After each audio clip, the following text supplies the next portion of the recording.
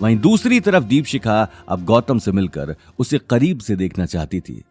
वो सुबह सुबह अपनी खिड़की में खड़ी होकर बाहर से आ रही ठंडी ठंडी हवा को महसूस कर रही थी। हाँ दीपशिखा, तुमने बुलाया मुझे? हाँ, वक्त आ गया है गौतम से मिलने का, लेकिन उससे पहले मुझे उसकी पत्नी अवनी से मिलना है। उसे देखना है, आखिर उसमें ऐसा क्या है जो मुझ में नहीं है। आखिर क्यों गौतम ने मुझे छोड़कर उसे चुना? लेकिन उससे मिलने से क्या फायदा? वैसे भी 1 साल बाद तो तुम्हारी शादी गौतम से होने ही वाली है, फिर उसकी पत्नी कुछ नहीं कर पाएगी। मैंने जितना कहा सिर्फ उतना करो। मुझे गौतम की पत्नी अवनी से मिलना है एंड दैट्स माय ऑर्डर। ये बात सुनकर याशी आगे कुछ बोल नहीं पाई। उसने अगले ही पल हाँ में सिर हिला दिया और तुरंत वहां से निकल गई। गौतम यशवंत का कॉल कट करता ही है कि तभी अवनी की आवाज आती है। गौतम, तुम मेरे कैबिन के बाहर खड़े होकर कब से बात कर रहे थे? गौतम 1 मिनट के लिए हड़बड़ा जाता है और सोचता है, थैंक्स गॉड, अगर अवनी ने मेरी यशवंत के साथ हुई बातें सुन ली होती तो वो मेरे बारे में गलत सोच बैठती। मुझे और ज्यादा केयरफुल रहना होगा।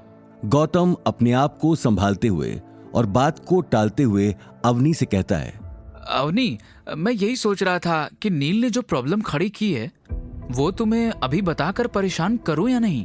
तुम अभी इतने इम्पोर्टेंट प्रोजेक्ट पर काम कर रही हो। ये बात तो स्टूपिड नील को सोचना चाहिए था ना। अब क्या किया उसने? गौतम अवनी को जो उसने थोड़ी देर पहले नील के केबिन के बाहर सुना सब बता देता है और गौतम ने जो डिजाइन्स के पिक्चर्स चुपके से क्लिक किए थे वो अवनी को दिखाता है। ये डिजाइन्स तो बेकार है। मैंने एक फ्रीलांस प्रोजेक्ट के लिए बनाए थे, पर इनमें कुछ खामियां थी, इसीलिए मैंने इन्हें रिजेक्ट करके डिस्ट्रॉय किया था। और यही डिजाइन्स नील ने उस जिंदल कंपनी को पैसे देकर खरीदे। दादी सास सब जानती है, फिर भी वो नील जैसे यूजलेस पर्सन को, जिसे कंस्ट्रक्शन का सी भी नहीं आता, अग्रवाल ग्रुप का चिराग समझ रही हैं। अगर इन डिजाइन्स के बेसिस पर काम शुरू होता तो अग्रवाल ग्रुप प्रॉब्लम में आ जाता। प्रॉब्लम तो अभी भी होगी। अब नील कल उस डिजाइन को लेकर वापस जिंदल को देने जा रहा है। उसे अभी भी इस बात की उम्मीद है कि जिंदल ग्रुप का मालिक अभिषेक जिंदल उसकी बात सुनेगा और उसके पैसे वापस दे देगा।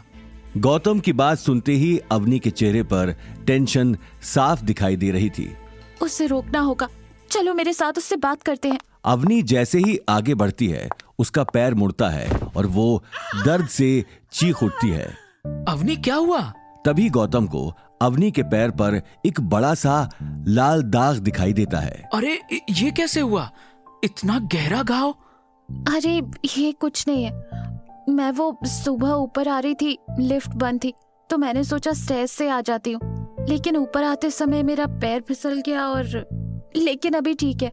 उस टाइम थोड़ा दर्द था, अभी बिल्कुल ठीक है, डोंट वरी। नहीं, ऐसे कैसे ठीक है? तुम खड़ी भी नहीं हो पा रही हो, दिखाओ मुझे एक बार। गौतम अपनी बात कहते हुए अवनी के पैरों के पास बैठ गया और उसके घाव को चेक करने लगा। गौतम के उसे इस तरह अचानक छूने से अवनी शॉक्ड हो जाती है। गौतम, ये क्या कर रहे हो? ये ऑफिस है, सब देखेंगे। मैं ठीक हूँ, नील के पास चलते। नील को छोड़ो, अपने बारे में सोचो। पूरा दिन क्या तुम दर्द में काम कर रही थी? मुझे बताया क्यों नहीं? चलो डॉक्टर के पास। अवनी गौतम का उसके लिए ऐसा कंसर्न देखकर थोड़ा नर्वस हो जाती है। गौतम, हॉस्पिटल की कोई जरूरत नहीं है, तुम खड़े हो जाओ प्लीज। हम घर चलकर देखते, मामूली सी चोट है, चलो। वैसे भी मेरा काम हो गया है, चलो। अवनी ने नर्वसली डेस्क पर रखी फाइल्स बंद करके एक कोने में रख दी और लैपटॉप बंद कर दिया, लेकिन वो अभी भी थोड़ा सा लंगड़ाकर ही चल रही थी, जिससे साफ मालूम चल रहा था कि उसके पैर का दर्द कम नहीं हुआ था। चलो। तुम्हें अगर ज्यादा दर्द हो तो मैं तुम्हें उठाकर ले चलूं? गौतम, ये कैसी बातें कर रहे हो? चलो, मैं ठीक हूँ। अवनी, मैं तुम्हें ऐसे दर्द में चलने नहीं दे सकता। ट्रस्ट मी, मैं तुम्हें गिराऊंगा नहीं। अवनी गौतम की आंखों में देखकर मंद मंद मुस्कुराने लगी और तभी गौतम ने अवनी को गोद में उठा लिया। अवनी एक पल के लिए हिचकिचा गई, लेकिन कहीं ना कहीं उसके दिल में खुशी का गुबार भी फूट पड़ा था। गौतम और अवनी दोनों ने ही आज तक एक दूसरे को इतने करीब से महसूस नहीं किया था। देखते ही देखते दोनों कैबिन से बाहर निकल गए। गौतम और अवनी को इतना करीब देखकर ऑफिस में मौजूद सभी लोग आंखें फाड़ फाड़ कर देख रहे थे। एक अजीब सी फुसफुसाहट भी शुरू हो चुकी थी।